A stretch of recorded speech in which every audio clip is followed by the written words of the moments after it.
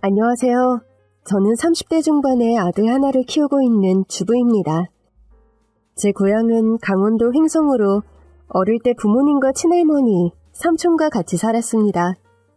원래 할머니 집은 마을에서 소문난 부잣집이었지만 친할아버지가 도박에 빠져 그 많던 재산을 다 날리고 암에 걸려 투병하면서 빚은 눈덩이처럼 불어나 할아버지가 돌아가신 후에도 계속 빚을 갖고 있었습니다. 그렇게 집과 땅을 다 날리고 시중에 돈 한 푼 없이 비닐하우스를 개조해 5 식구가 지냈습니다. 겨울엔 바람이 숭숭 들어오고 여름엔 숨이 턱턱 막힐 정도로 한증막 같았습니다. 어릴 때 저는 매일 감기를 달고 살았고 비닐하우스에서 지내는 게 정말 힘들었습니다. 아빠는 할아버지가 진 빚을 갚으려 공사장 막노동, 축사일, 배달일까지 서너 가지 일을 하면서 돈을 벌어야 했습니다. 하지만 그렇게 일을 해도 돈을 모으기는커녕 밥 한 끼도 제대로 못 먹을 정도로 가난했고 매달 사채업자에게 돈을 갚아야만 했습니다. 매달 25일이 다가오면 부모님은 잠도 제대로 못 주무실 정도로 긴장했어요. 여보, 이번 달에는 어머니 병원비 쓰느라 이자갚기에 턱없이 부족한데 그 사람들 오면 가만 안 있을 텐데 어떡해요. 불안해서 잠이 안 와요. 어떻게든 이번 달만 잘 넘겨봐야지. 나 이번에 새로 시작한 아르바이트 돈도 다음 달에 받으니까 좀 형편이 나아지겠지. 광수야, 너 혼자 빚 갚느라 잠도 못 자고 그렇게 애쓰는데 동생이란 놈은 형한테 도움을 못 될 망정 정신 못 차리고 저러고 돌아다니니 내가 너한테 얼굴을 들 수가 없다.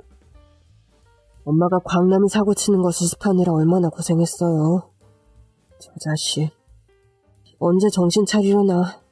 제가 어떻게든 광남이 잘 타일러서 사람 만들어 볼 테니까 너무 걱정하지 마세요. 엄마 건강만 생각하세요. 네, 어머니. 그래도 저희 부부 일할 수 있는 게 다 어머님이 우리 미주 잘 봐주시고 살림도 도와주셔서 얼마나 고마운지 몰라요. 이런 가난한 집에 시집 와서 너가 고생이 많다. 그 갓난쟁이 키우면서 공장 다니는 게 보통 일이니?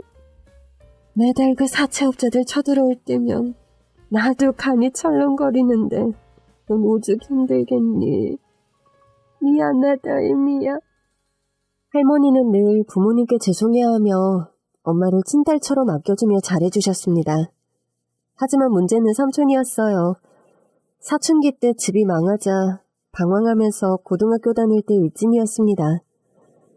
고등학교를 졸업한 후에는 일진이었다는 게 온 동네에 소문나면서 취직도 안 되자 괴로웠던 삼촌은 술과 도박에 빠져 살았습니다. 삼촌은 술과 도박할 돈이 필요해 할머니와 아빠에게 돈을 달라고 행패를 부렸습니다. 광남아, 제발 정신 좀 차려. 네 형과 형수 저렇게 잠도 못 자고 돈 버는 거 불쌍하지도 않냐? 지금 우리 빚 갚기도 허덕이는데 너 줄 돈이 어딨어? 에이, 왜 돈이 없어? 형 어제 월급날인 거 내가 다 아는데 다들 작정하고 나한테 숨기는 거 나 모를 줄 알았어? 우리가 오죽했으면 월급날을 숨기겠어? 너네 월급 통장 뺏어가서 그날 바로 돈 다 빼간 게 한두 번이야? 내가 다 필요하니까 가져가는 거지. 얼른 돈 내놔. 광수야, 절대 얘한테 돈 주면 안 된다. 에이씨, 돈 안 주면 내가 이 집구석 가만 안 둬. 이씨. 그러면서 삼촌은 살림살이를 부수며 돈 내놓으라며 소리 지르며 장롱이며 부엌 그릇을 뒤지며 통장을 찾았습니다. 할머니는 바닥에 주저앉아 통곡을 하고 아빠는 삼촌이 더 행패를 부리기 전에 몇만 원을 주며 술 사 먹으라고 하니 삼촌은 씩씩대면서 마지못해 나갔습니다. 그렇게 나간 삼촌은 밤새 술 마시고 도박에 빠져 사나흘 후에 집에 오곤 했습니다. 매달 25일이면 사채업자들이 집으로 와서 돈 갚으라고 겁을 줍니다. 선생님, 제가 밤낮으로 일을 3개씩 하면서 돈을 버는데 돈 나가는 곳이 많아서 이번 달에는 이자 갚을 돈이 없어요. 죄송하지만 다음 달에 2달치 갚을 테니까 이번 달에는 그냥 넘어가 주세요. 부탁드릴게요. 이봐요, 신강수 씨. 우리 자선사업가가 아니에요. 이건 비즈니스라고. 당신 아버지가 우리한테 돈 빌려갈 때 금방 갚는다고 큰소리 뻥뻥 쳤다고. 우리처럼 선량한 회사가 당한 거죠. 남의 돈을 썼으면 착실하게 잘 갚아야죠. 잘 압니다. 하지만 이자가 너무 세잖아요. 이자가 달달이 불어나는데 그거 불법이잖아요. 뭐? 불법? 우리가 뭐 깡패나 사기꾼이란 얘기야? 이 아저씨 곱게 말하니까 안 되겠네. 그러면서 세간살이들을 발로 차고 소리를 지르며 겁을 주었습니다. 초등학생인 저는 순간 화가 나서 아저씨, 왜 남의 집을 엉망으로 만들어요? 이러면 경찰에 신고할 거예요? 얘는 또 누구야? 아저씨 딸이야? 그에 비해 그 딸이네. 부녀가 법을 참 좋아하셔. 미주야, 안 돼. 저리 가 있어. 애 앞에서 망신당하기 싫으면 얼른 이자 갚으세요, 아저씨. 오늘 돈 안 주면 나도 안 가요. 잘 됐네. 이 집에서 저녁도 얻어먹고 좀 쉬죠. 할머니가 뭔가를 가져오며 이거 팔면 돈 꽤나 받을 수 있을 거예요. 이거 금반지네? 마지막 남은 우리 집 재산이니까 이거 가지고 제발 오늘은 좀 돌아가 주세요.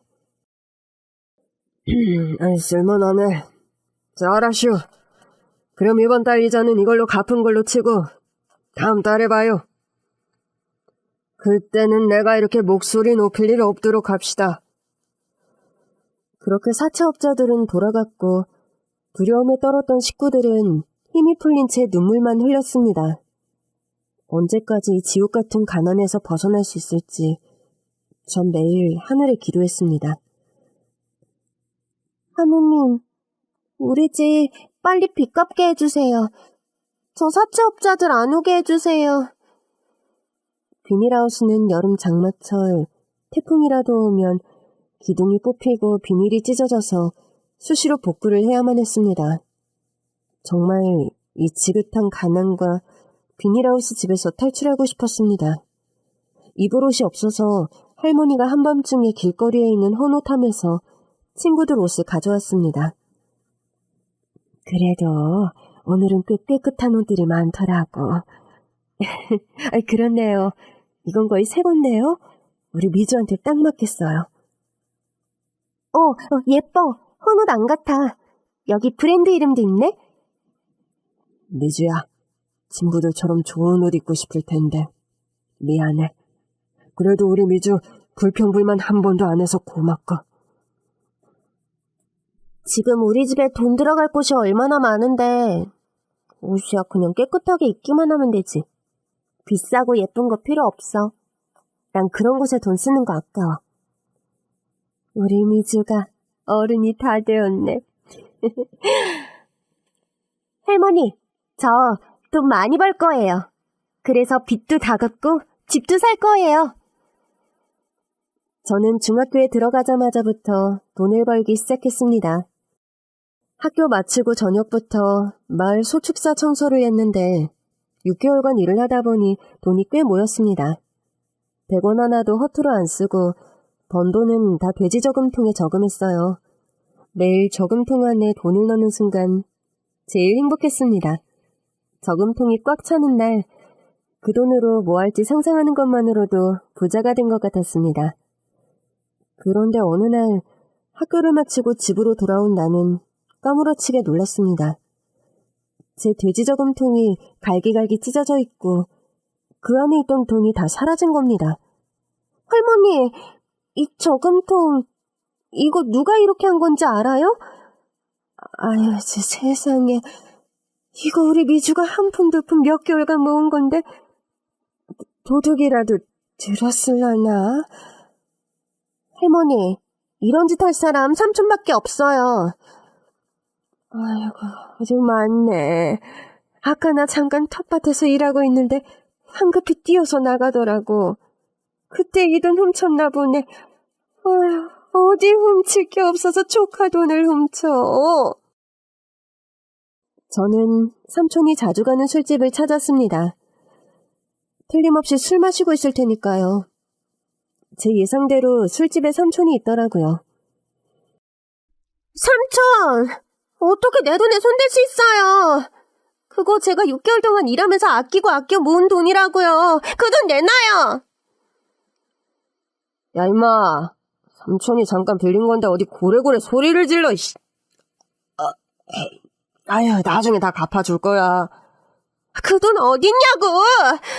또 노름했어요? 아유, 내가 우리 미주 돈 몇 배로 벌리려고 투자를 했는데. 아유, 오늘 더럽게 없는지 다 잃었어. 삼촌 거지야. 삼촌은 술이 취해서 말도 제대로 못하고 몸도 못 가눴습니다. 노름으로 돈을 다 잃었다는 말에 저는 너무 화가 나고 속상해서 엉엉 소리내어 오열했습니다. 그리고 그때 깨달았습니다. 이 집에 있는 이상 평생 나는 이렇게 삼촌한테 시달리면서 살 거라는 걸요. 집에 와서 엄마한테 삼촌이 내 돈을 훔쳐간 걸 얘기했더니 미주야, 너까지 우리처럼 고생하게 할 수 없어. 그러려면 하루라도 빨리 이 집에서 나가야 돼. 아무리 돈을 벌어도 밑 빠진 독에 물 붓기야. 빚에서 헤어날 수가 없어. 엄마 아빠는 정말 하루에도 몇 번씩 이 구렁텅이에서 벗어나려면 이 세상을 떠나는 수밖에 없다고. 다 포기할까 다짐했다가도 미준 너 생각하면서 다시 이 약 물고 버티고 있어. 엄마, 내가 돈 많이 벌게. 그래서 엄마 아빠 할머니 꼭 이 가난에서 벗어나게 할 거야. 빚도 내가 다 갚을 거야. 그러니 힘들더라도 조금만 참아.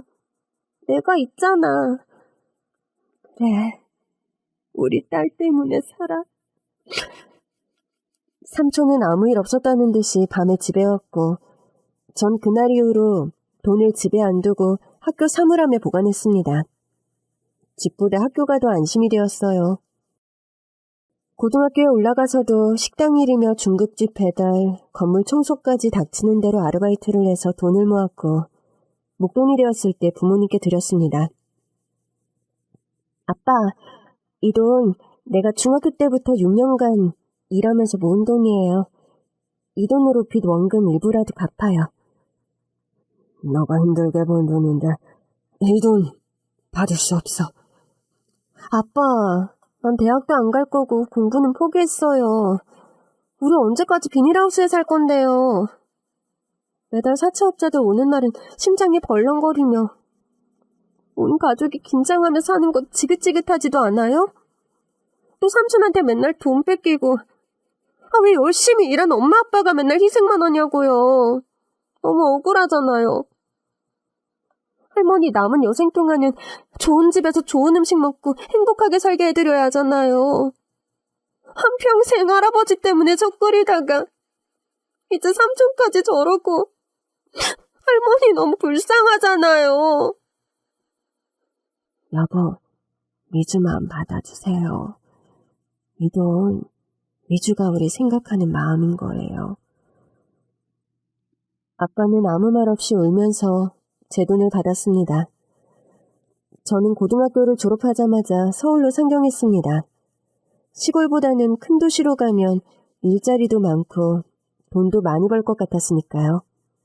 저는 외모에서부터 강원도 시골 여자라고 써 있었어요. 새까맣게 탄 얼굴에 낡고 촌스러운 옷차림으로 일을 알아보러 다니니 사장님들이 저를 위아래로 쭉 훑어보고는 인상을 찡그리며 나가라고 합니다. 사장님, 제가 일 하나는 정말 잘합니다. 시골에서 살 때 중학교 때부터 축사 일도 하고 힘쓰는 일도 잘했어요. 맡겨만 주시면 정말 열심히 일 잘하겠습니다. 우리 집은 옷가게라고요. 옷 파는 사람이 좀 세련돼야 손님들이 옷 사지 않겠어요? 아가씨, 이런 데 일 알아보지 말고 식당 일 알아봐요. 그게 아가씨한테 맞을 것 같으니까. 서울 여자들을 보니까 얼굴도 하얗고 화장해서 다 세련됐더라고요. 길거리에 나가도 저만 꾀죄죄한 게 내가 사장이라도 나 같은 사람 안 뽑을 것 같았어요. 매번 가는 곳마다 거절을 당하니 풀이 죽어서 자신감이 바닥에 떨어졌습니다. 터벅터벅 길을 걷다가 족발집이 쭉 늘어선 족발 전문 골목에 들어섰습니다. 하루 종일 일자리 알아보러 다니다 보니 아무것도 못 먹었어요. 주머니엔 1,000원짜리 몇 장이 전부라 밥 한 끼 사 먹을 돈이 없었거든요. 한 족발집 앞에 서서 멍하니 돼지머리를 바라보고 서 있었습니다. 이때 사장님이 나오시면서 손님, 족발 드릴까요? 아니에요. 그냥 구경만 한 거예요. 사장님은 저의 초라한 행색을 보더니 미소를 지으면서 족발 구경하는 사람은 잘 없는데? 아가씨, 구경만 하지 말고 들어와서 먹어봐요. 배불러요. 저 그냥 갈게요.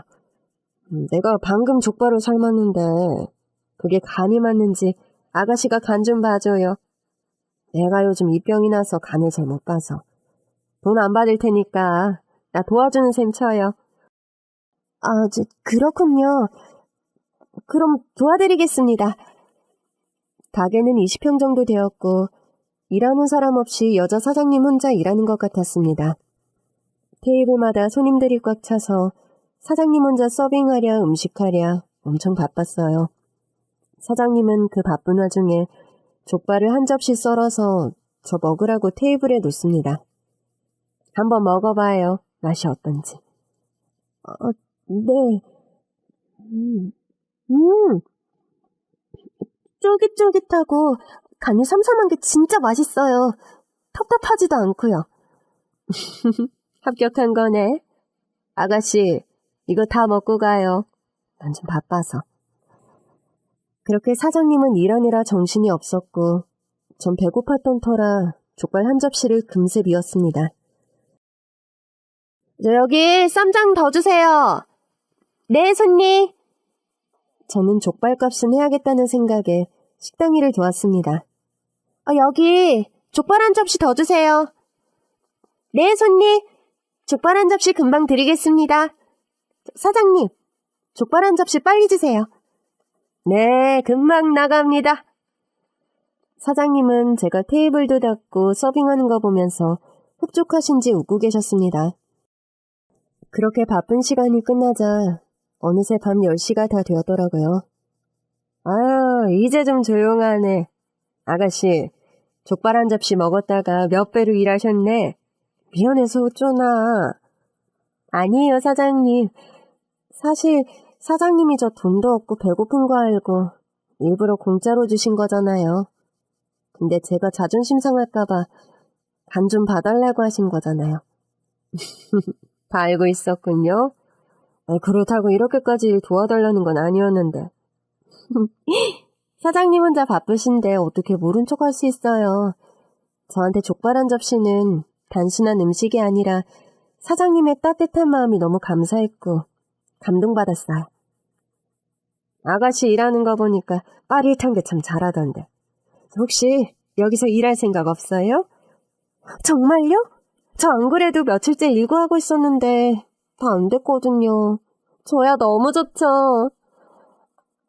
그랬군요. 잘 됐네요. 내일부터 출근해요.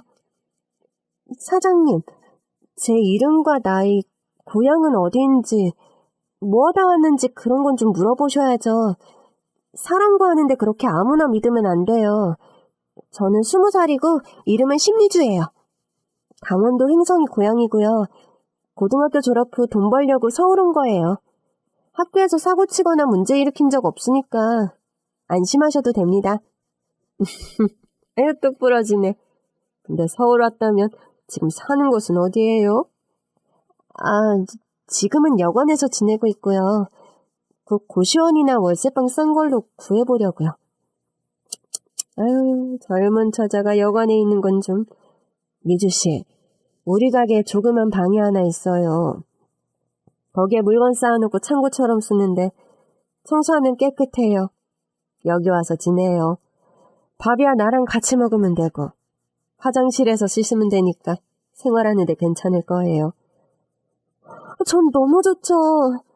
하루 여건비 나가는 것도 손 떨려 죽겠는데 사장님 정말 감사합니다. 이 은혜 정말 안 잊겠습니다. 아이, 윤혜는 무슨. 이게 다 미주 씨 만나려는 인연인가 봐요. 다음 날부터 저는 출근해서 일도 하고 식당에서 숙식도 해결하니 돈도 더 모을 수 있어서 정말 행복했습니다. 부모님께도 전화해서 취직했다고 하니 좋아하시더라고요. 저는 주방에서 채소와 재료 손질과 설거지, 서빙을 하고 사장님은 요리와 카운터를 봤습니다. 제가 일한 후부터 매출도 더 늘었다고 사장님이 좋아하셨어요. 미주야, 너 후부터 손님이 배는 늘었어. 하긴 너가 가게 앞에서 그렇게 호객행위를 하는데 안 들어올 수가 없지.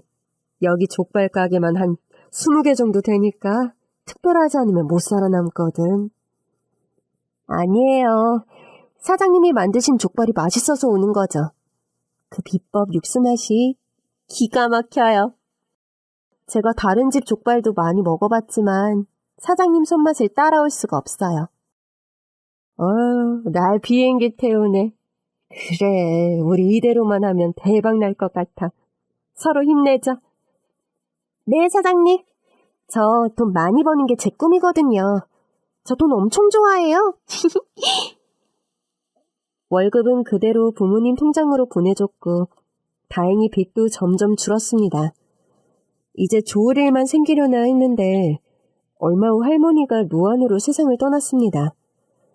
할머니 장례식장에서 삼촌은 부조금으로 들어온 돈을 밤에 몰래 가지고 집을 나갔습니다.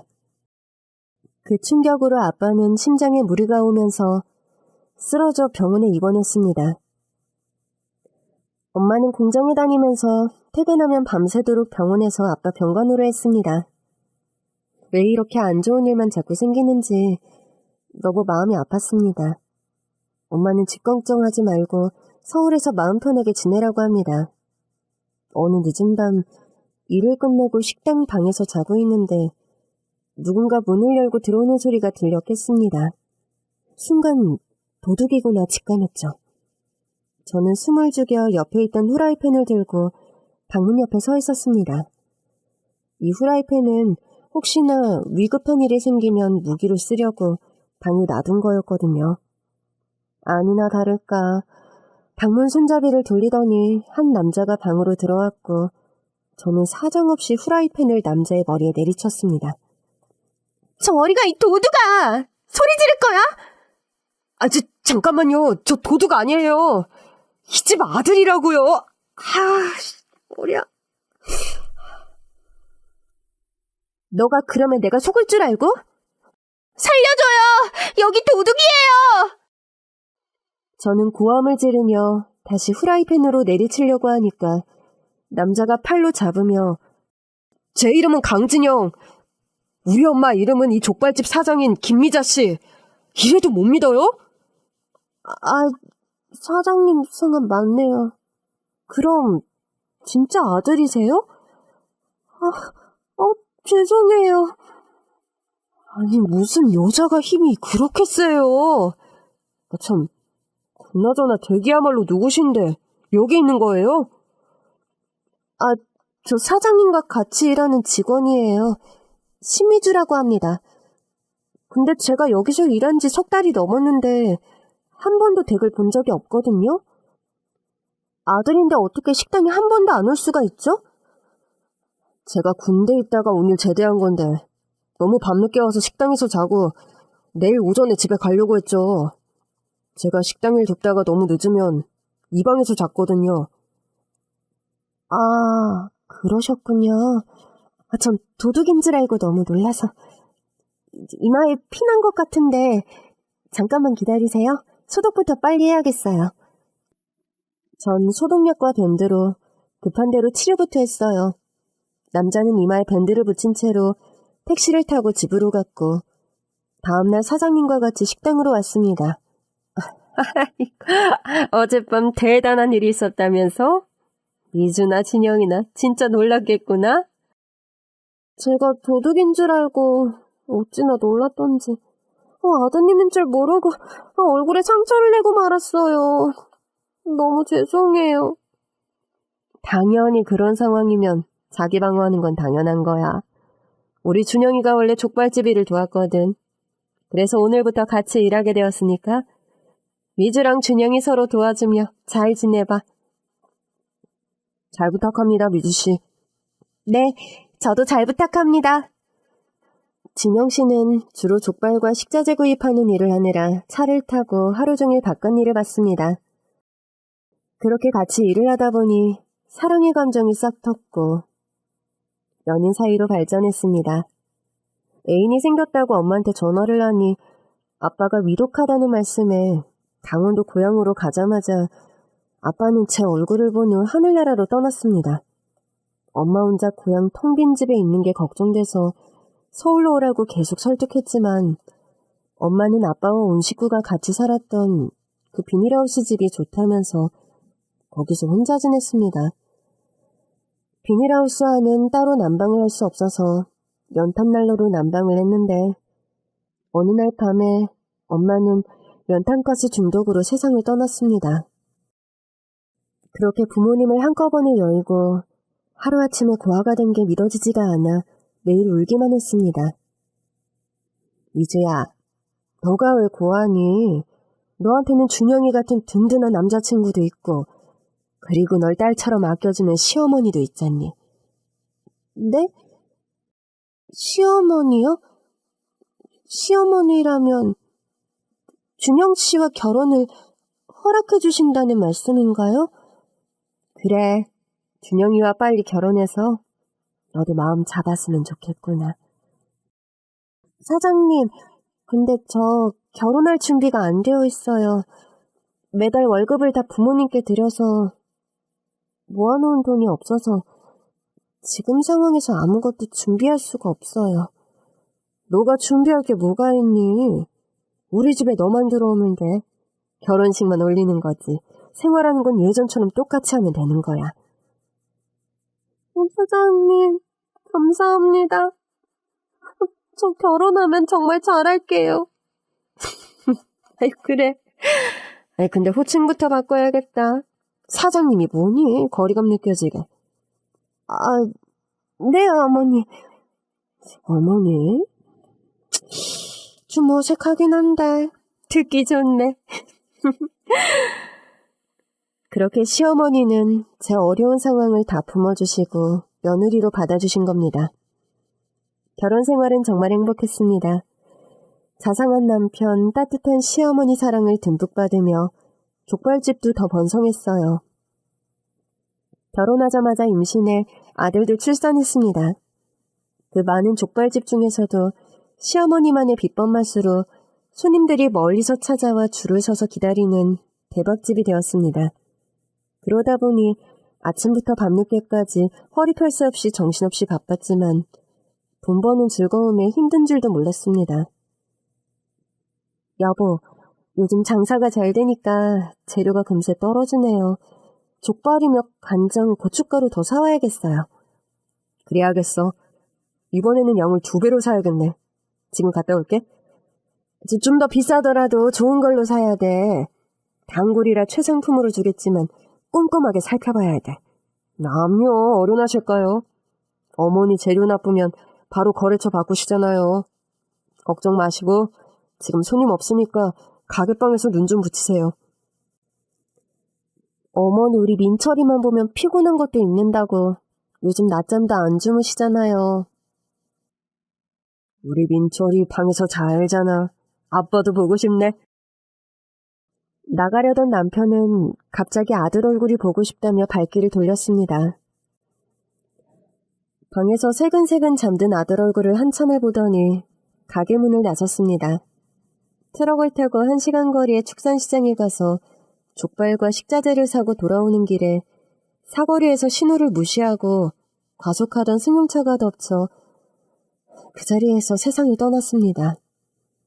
남편이 옆에 없다는 게 믿어지지가 않았습니다.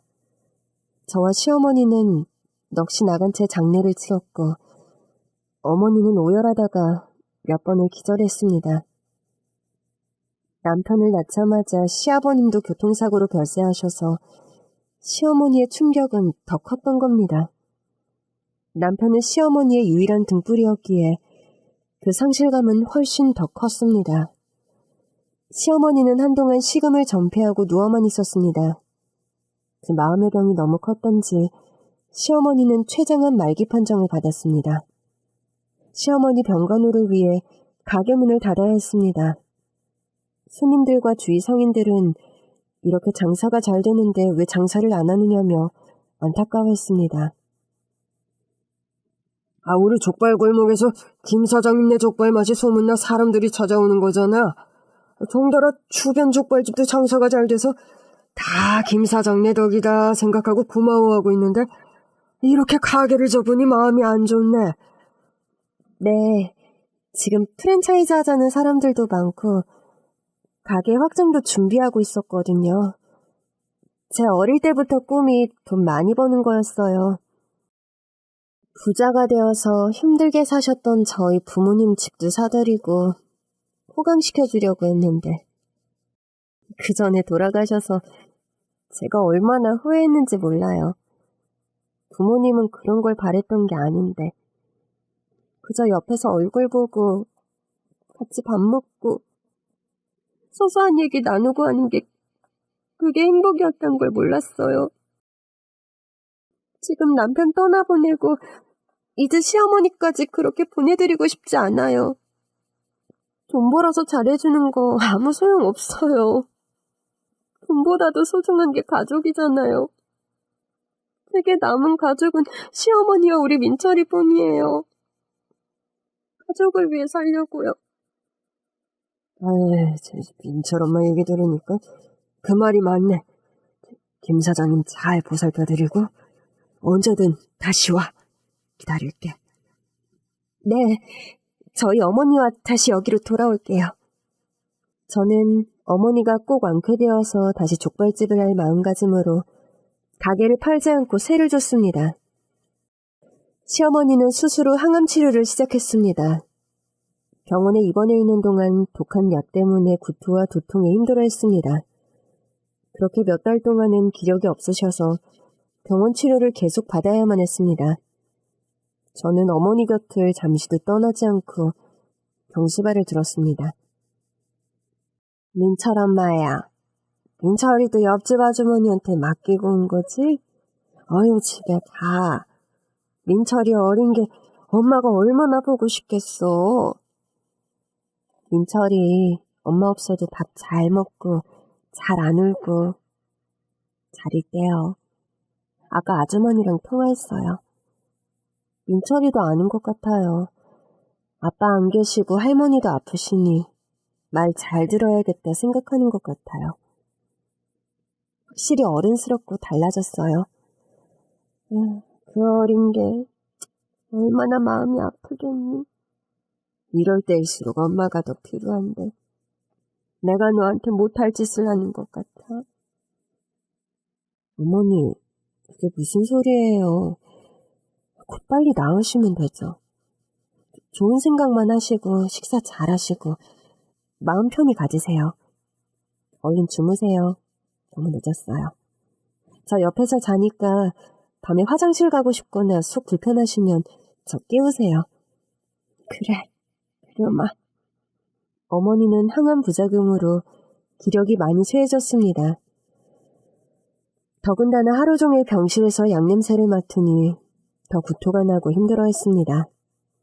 그렇게 병원에 입원한 지도 2년이 지났지만 더 이상 차도가 없었습니다. 민철 엄마야, 나 이제 집에 가고 싶어. 병원에서 이렇게 시간 낭비하고 싶지 않아. 더 좋아지는 것 같지도 않고 하루 종일 병실에만 있으니 너무 답답하구나. 그래도 의사 선생님께서는 계속 병원 치료 받으셔야 된다고 하잖아요. 단 1년을 살더라도 가족들과 좋은 추억 남기고 싶어. 오래 사는 게 뭐가 중요하겠어? 나 그동안 족발집 한다고 1년 내내 하루도 가게 문 닫은 적 없이 너무 바쁘게 살았었어. 우리 진영이하고 여행 한 번 못 가고, 진영이 운동회, 소풍 졸업식 때도 장사한다고 가지도 못하고. 난 너무 나쁜 엄마였어. 진영이 보내고 나니 너무 후회가 되는구나. 우리 아들과 하고 싶은 게 너무 많았는데 이제 할 수가 없잖아. 어머니, 지금부터 하면 되죠. 민철 아빠가 못한 거 우리 셋이에요. 지금 당장 의사 선생님께 퇴원시켜달라고 할게요. 저는 담당 주치의를 찾아가 퇴원해서 집에서 잘 치료하겠다고 하니 처음엔 안 된다고 위험하다고 하시다가 저의 간곡한 부탁에 체념한 듯 퇴원하게 해주셨어요. 아휴, 이제야 병원 밖으로 나오게 되었네. 바깥 공기가 역시 좋다. 민철이 기다리겠다. 우리 빨리 집에 가자꾸나. 네, 어머니. 타세요. 이거 제 차예요. 이게 우리 차라고? 너 운전면허도 없잖아. 어머니 병간호하면서 급한 일 생길 수 있겠다 싶어서 운전면허 땄죠. 사실 제가 워낙 운동신경이 없어서 몇 번 떨어졌어요. 제 차가 소형차라 운전하기가 좀 쉽더라고요. 그렇구나. 고생이 많았네. 그럼 우리 며느리 운전 실력 좀 볼까? 어머니를 태우고 거리 구석구석을 지날 때마다 어머니는 바깥 풍경에서 눈을 떼지 못합니다. 어머니, 뭘 그렇게 보세요? 차 타고 가다 보니 나 여행 가고 싶어졌어. 그리고 저기 호텔 보니까 호텔에 가서 비싼 음식도 먹어보고 싶어. 그리고 사진도 많이 찍고 싶어. 네, 어머니, 하고 싶은 거 다 해드릴게요. 우리 어머니 버킷리스트 제가 다 도와드릴게요. 집에 도착한 시어머니는 생전에 민철 아빠가 앉았던 소파에 앉아서 손으로 매만졌습니다. 진영아, 엄마 왔다. 엄마 보고 싶었지? 소파를 지긋하게 쳐다보는 시어머니의 눈에 눈물이 그렁그렁 맺혔더라고요. 어머니, 아까 하고 싶다는 거 뭐였죠? 여기 종이에다가 다 써보세요. 시어머니는 종이에 하나씩 하고 싶은 걸 적었습니다. 첫 번째 하고 싶은 거는 어머니 고향에 가는 거. 근데 어머니 고향이 전라도인 걸로 아는데요. 엄청 멀 텐데요?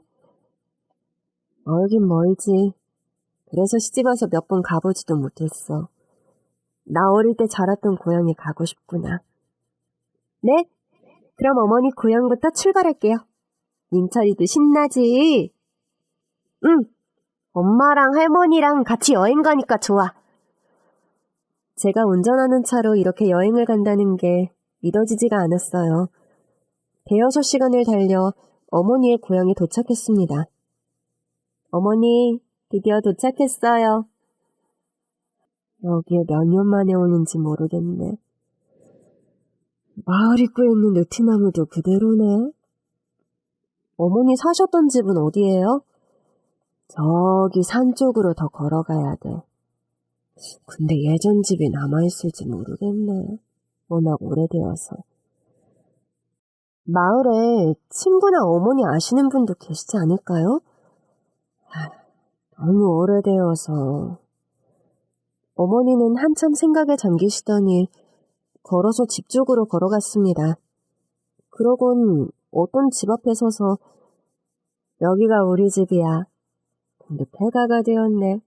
나 어릴 때 부모님은 마당에서 곡식 말리고 난 옆에서 소꿉놀이 했는데 옛날 생각이 나네. 우리 아빠가 나 시집갈 때 많이 우셨거든. 8남매 중 막내였던 나를 부잣집에 시집 못 보낸 게 미안하다면서 말이야. 그래도 어머니는 어린 시절 경제적으로도 어렵지 않고 참 행복했었던 것 같아요. 그렇지. 땅도 있고 먹고 사는 데는 지장이 없었어. 넌 어릴 때 힘들게 살았다고 했지? 네, 이런 집 자체가 없어서 비닐하우스에서 살았었거든요. 저희 할아버지가 도박으로 재산을 탕진하고 빚을 떠안아서 평생 저희 할머니와 부모님은 그 빚 갚다가 떠나셨어요. 제가 어릴 때 행복해 본 적이 하루도 없었어요. 식당 앞에서 처음 봤을 때 얼굴에 고생하며 살았다는 게 보이더라고. 그래서 우선 뭐라도 먹여야 되겠다 싶었지. 왠지 너한테 마음이 가더라고. 그런 게 다 인연이 되려고 그러는가 봐. 맞아요. 그날 어머님이 주신 족발 맛을 잊을 수가 없어요. 돈이 없어서 며칠째 굶었다가 정말 허겁지겁 먹었어요. 시어머니는 한참을 집 앞에 서서 생각에 잠기는 듯 했습니다. 그러면서 눈물을 훔쳤습니다. 진영이 낳자마자 진영이 아빠 떠나보내고 그때부터 먹고 살아야 되니 정신없이 바쁘게 살았지. 그러다 보니 10년 만에 처음 친정집에 갔더니 부모님이 너무 늙으셨더라고.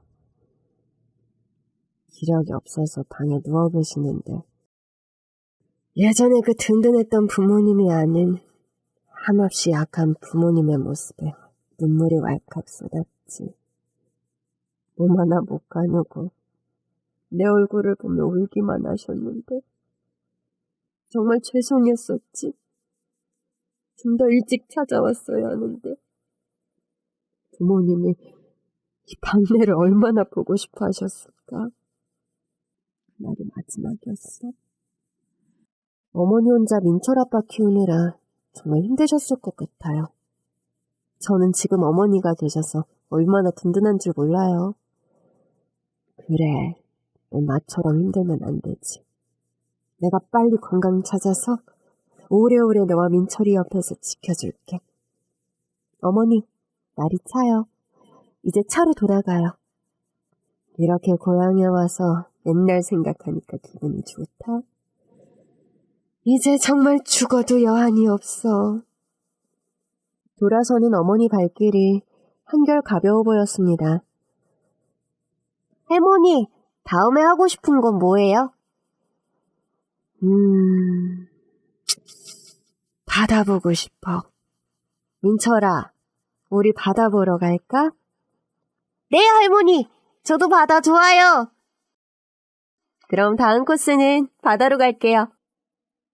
차를 달려서 1시간 정도 나가니 바다가 보였습니다.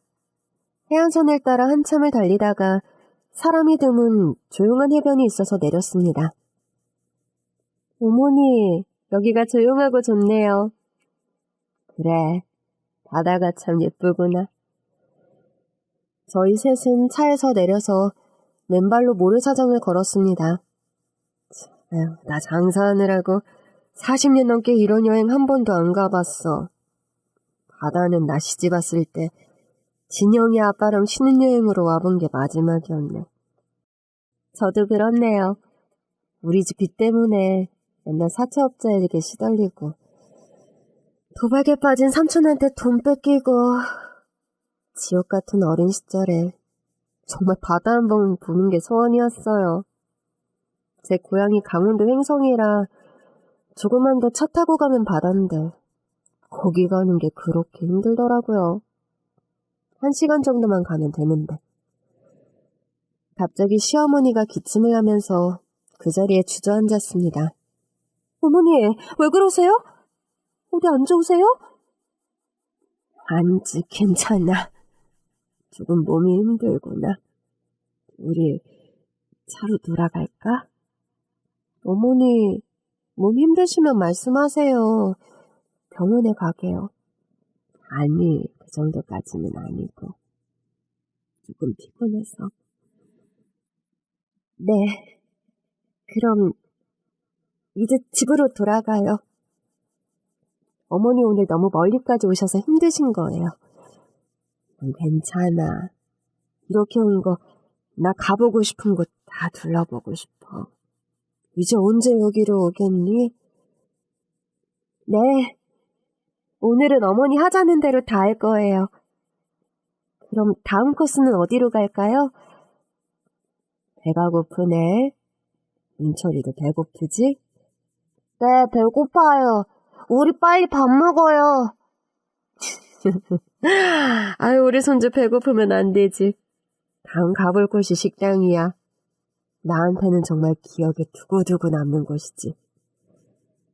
차를 달려 어머니가 알려준 식당에 도착했습니다. 식당은 고속버스 터미널 옆에 있었는데 작고 허름했습니다. 다른 식당들은 리모델링해서 새 건물인데 이 식당은 한 50년은 넘은 것 같이 오래된 흔적이 남아있더라고요. 뭐 드릴까요? 순댓국 3개 주세요. 저 혹시 이 집 사장님 아드님 되세요? 네, 맞습니다. 근데 어르신이 어떻게 아세요? 아유, 맞구나. 30년 전에 이 식당에 왔거든요. 그때 사장님 옆에 서 있던 꼬마가 지금 사장님이셨네요. 맞아요. 저 어릴 때 식당에서 엄마 일하는 동안 저 구석에서 혼자 놀았거든요. 저희 어머니와 추억이 있으셨나 봐요? 네. 어머니 때문에 제가 다시 살 수 있었으니 생명의 은인이라고 볼 수 있죠. 갓난아이 낳은 지 얼마 안 돼서 애기 아빠 세상 떠나고 혼자 살아갈 생각하니 막막하더라고요. 주중에 돈은 없고 갓난쟁이가 있으니 돈 벌러 갈 수도 없어서 절망적인 상태였어요. 그래서 나쁜 마음을 먹고 무작정 고속버스를 타고 왔는데 여기였어요. 늦은 밤 시간이었는데 마지막으로 제가 좋아하는 순댓국이나 먹자는 생각에 이 식당으로 들어왔죠. 그 가게 문을 닫으려고 정리를 하고 있던 사장님은 애기 업고 있는 저를 보고 얼른 순댓국 한 그릇을 주셨어요. 그때 아드님이 옆에 있더라고요. 순댓국을 먹는데 눈물이 너무 나서 도저히 다 먹을 수가 없었어요. 사장님이 그걸 보시고 뭔가 분위기를 짐작했는지 아기 생각해서 열심히 살아요. 여기서 일해볼래요? 나도 아이 혼자 집에 둘 수 없어서 이렇게 식당 한쪽에 칸막이를 만들어서 하루 종일 거기서 놀아요. 그렇게 오랫동안 사장님과 얘기하면서 나쁜 생각한 내 자신이 너무 미웠고 사장님 가게에서 일하면서 다시 잘 살아야겠다고 마음을 고쳐먹었죠. 그때 아드님이 제 아들과 잘 놀아줬는데 기억 안 나시죠? 어렴풋이 기억나는 것도 같긴 한데 제가 너무 어려서 어머니 아니었으면 지금 내가 이 자리에 없었을 거예요. 그렇게 몇 달간 일하면서 요리도 가르쳐주시고 특히 사장님 족발 맛이 유명해서 그 레시피를 나한테 알려줬어요. 그러면서 나 떠날 때 족발 팔면서 아이와 열심히 살라고 하시며 돈 한 뭉치를 줬어요. 그 돈으로 월세방도 구할 수 있었고 저한테는 생명줄 같은 돈이었어요. 너무 감사해서 꼭 한번 다시 찾아뵙는다고 약속했는데 30년 만에 오고 말았네요. 그런 사연이 있었군요. 어머니는 지병으로 5년 전에 저희 곁을 떠나셨어요. 이제 생각나네요. 어머니가 한 번씩 서울 세댁 잘 사는지 모르겠네 하며 안부를 궁금해하셨어요. 그러면서 멍하니 창밖을 보며 눈물을 흘리시며 많이 보고 싶어하는 것 같았어요. 그래요? 저를 보고 싶어 했다고요? 좀 그런 줄도 모르고 사는 게 바빠서 사장님을 잊고 살았는데 죄송해요 사장님. 너무 늦게 와서요. 그렇게 시어머니는 전국을 다니며 어머니가 보고 싶은 거, 먹고 싶은 거, 하고 싶은 걸 다 하시며 저한테 많이 고마워했습니다. 여행을 다녀온 후 어머니 건강은 오히려 더 좋아지셔서 동네 산책도 가시고 식사도 잘하시게 되었습니다. 그렇게 10년을 암투병하셨지만 힘든 고비는 없이 편안하게 보내셨습니다. 이제 떠나실 날이 다가오자 민철 엄마야, 그동안 너가 내 병수발 두느라 고생 많았어. 나 별로 힘들지도 않았고 마음 편하게 갈 수 있게 되었어. 그리고 이제 다시 족발집 문 열고 장사 시작해. 안방 금고에 내 비법 족발 레시피 있으니까 너도 잘할 수 있을 거야. 족발집은 내가 다시 살자고 마음먹고 시작한 의미가 있는 식당이니까 오랫동안 너가 잘 운영했으면 좋겠구나. 이 족발집에 우리 가족 인생과 추억이 있는 곳이니까 그렇게 민철이한테 이어지면 좋겠어. 네, 어머니, 걱정 마세요. 저 족발집 잘 이어서 할게요. 시어머니는 안심이 된다는 듯 편안하게 미소를 띠며 세상을 떠났습니다. 저는 다시 식당을 오픈했고 기다렸다는 듯이 손님들이 문전성시를 이루며 저희 식당은 대박이 났습니다. 새 집도 사고 식당이 있는 건물도 인수했습니다. 그리고 족발집 프랜차이즈도 전국에 30개가 생겼습니다. 저희 집 족발이 소문나면서 여기 족발 골목도 자연스럽게 알려지게 되며 다른 식당들도 매출이 많이 올라서 다들 저한테 고마워하더라고요. 저는 한시도 시어머니를 잊은 적이 없었습니다. 매일 식당 일을 마치고 집으로 돌아가면 시어머니 사진을 보며 어머니, 저 다녀왔어요. 오늘 주말이라 어찌나 손님이 많던지 잠깐 앉아서 쉴 새도 없었네요. 아무리 힘들어도 어머니가 당부하신 대로 제가 육수는 꼭 끓이고 있어요. 그 비법은 아무한테도 안 알려주고 있어요. 마치 시어머니가 옆에 계신 것처럼 이렇게 대화를 하면 마음이 든든했어요. 그리고 한 번씩 시어머니가 그리워 보고 싶을 때면 저는 수시로 차를 몰고 어머니를 모신 납골당에 가곤 했습니다. 내일 민철이 데리고 어머니 보러 가야겠다. 내가 새로 개발한 족발 요리도 가지고 가서 보여드려야겠네. 그렇게 시어머니를 모신 납골당에 내일 가기로 하고 그날 밤 잠이 들었습니다. 꿈에 시어머니가 나타났어요. 민철 엄마야, 오늘은 납골당에 절대 오면 안 돼. 민철이 데리고 식당에서 평소처럼 일해. 명심해야 돼. 오늘 오지 마.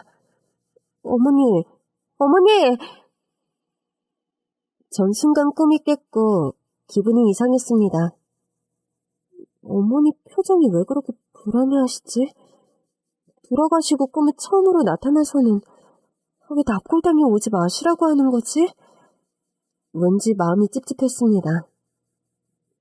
민철아, 오늘 할머니 보러 못 가겠다. 왜? 할머니 보고 싶은데. 다음 달에 또 가면 되지. 그러니 할머니 보고 싶어도 민철이 착한 어린이니까 잘 참을 수 있지? 네, 그럼 다음 달엔 꼭 가기로 약속해줘. 다행히 민철이는 보채지 않고 저는 하루 종일 식당에서 바쁘게 일했습니다. 일하는 내내 찝찝한 마음을 떨쳐버릴 수는 없었어요.